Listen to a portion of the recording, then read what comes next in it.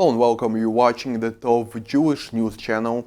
My name is Michael Vilinsky, and my guest today is Eldad Beck, writer, journalist, and an expert on Israel's foreign affairs. Eldad, great to have you. Thank you very much. Great being with you, Michael. Eldad, we saw the historic visit that is happening right now in those exact minutes in Israel of Argentina's president, Javier Milei, who turns out is very Zionist.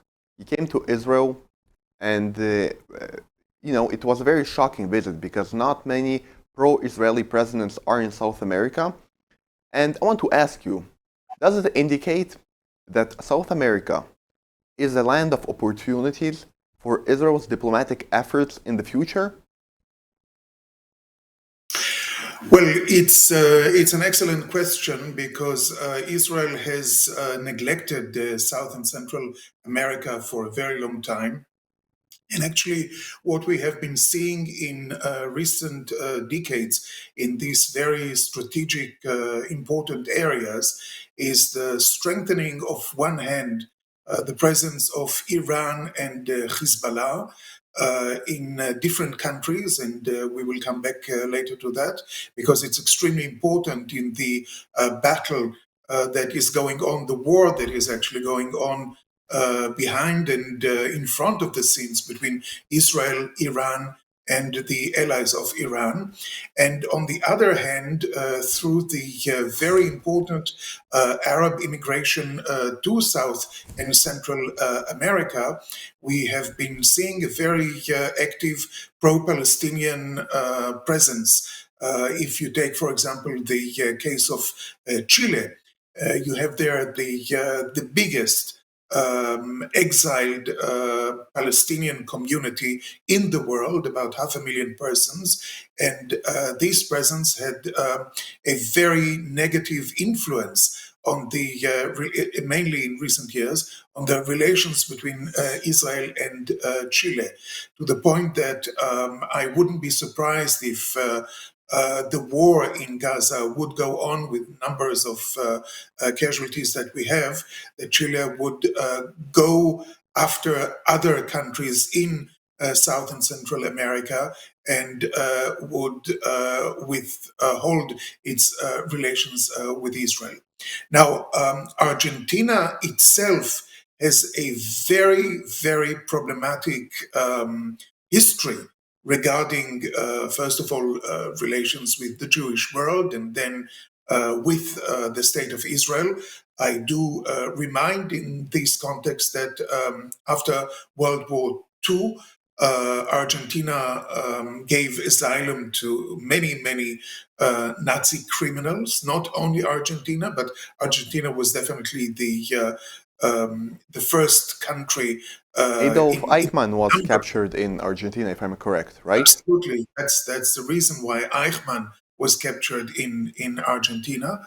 Then you had, in the last 30 years, a very active Iranian and Hezbollah presence in Iran. I do recall to our viewers the terrible terrorist attacks that took place against the center of the Jewish community in Buenos Aires and against the Israeli embassy in Argentina, in Buenos Aires as well, and all the attempts that were done by different high-profile officials of the different Argentinian governments to hide the extent of the involvement of Iran in these very deadly terrorist attacks. So seeing the president, the newly elected president of Argentina, coming to Israel a very short time after he was sworn in, it's, I believe, one of his very first foreign trips, and the distance between Argentina and Israel is not a small one. And coming, first of all, when arriving to Israel, declaring that Argentina has decided to transfer its embassy from Tel Aviv to Jerusalem, thus acknowledging Jerusalem as the capital of the state of Israel. And then going and visiting the Wailing Wall. I can count on one hand the number of foreign leaders that visited Israel and went to visit the Wailing Wall. You have among them the former Austrian Chancellor Sebastian Kurz. You have the former US President Donald Trump. And now we have Javier Milei coming and visiting this holy place to Judaism. We've all seen him crying there, which means that he's really emotionally connected to the people of Israel. And these sites are something that really will be remembered by the Jewish people for a very long time.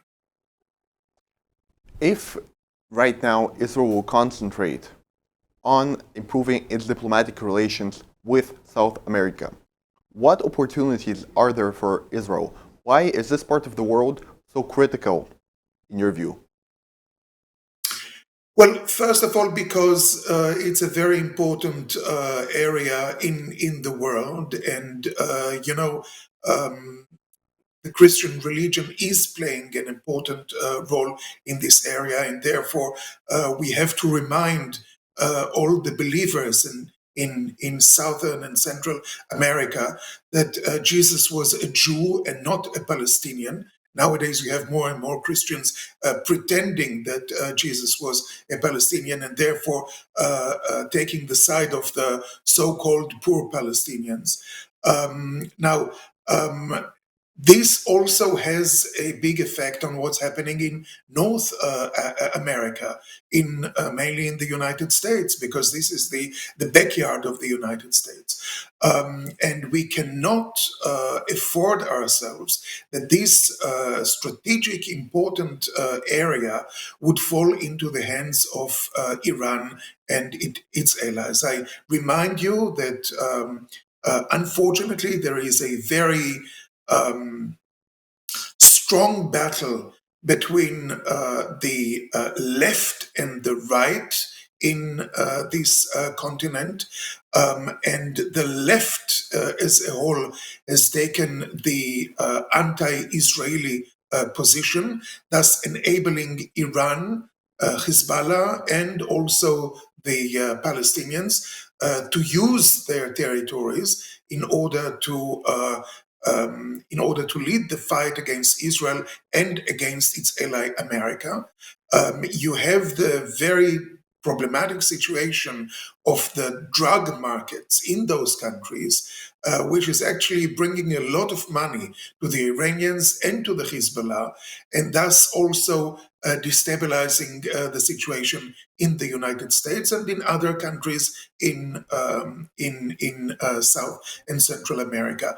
I think that it's important not only for Israel to understand how dangerous is the situation become in these areas, but also for the United States to stand up and fight as it should fight, because if you have Iranian posts at the borders of America, and Cuba, Venezuela, and other countries are becoming extremely influenced by Iran, this is a threat to the United States, to the West, and also, obviously, as a result of all that, to Israel. So it's extremely important that we have, it's like the change that we had for a short time in Brazil. Unfortunately, this change was Reverse. couldn't continue.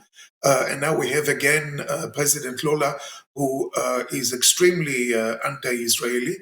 But the fact that we have Argentina standing on our side would definitely enable Israel to strengthen its stand within South and Central America, and it's extremely important. I mean, economically, diplomatically, in every way that you're looking at it. Can we say that South America is experiencing a right-wing shift in the same way that Europe right now is experiencing a right-wing shift? And, because of that, it will become a land of opportunity for Israel? Well, I would have liked it to be this, the way that you're describing it, but unfortunately it comes in waves and not always at the same time in different countries. I mean, we've seen what happened in Brazil several years ago. This wave has stopped. We see what's happening now in Argentina. We should hope that President Milei would have the power to stabilize the situation in Argentina that is suffering from, I would say, chronic economic difficulties, which are threatening the situation inside Argentina and actually in the whole area. So we really should hope and we should mobilize to help him to stabilize the situation in his own country. I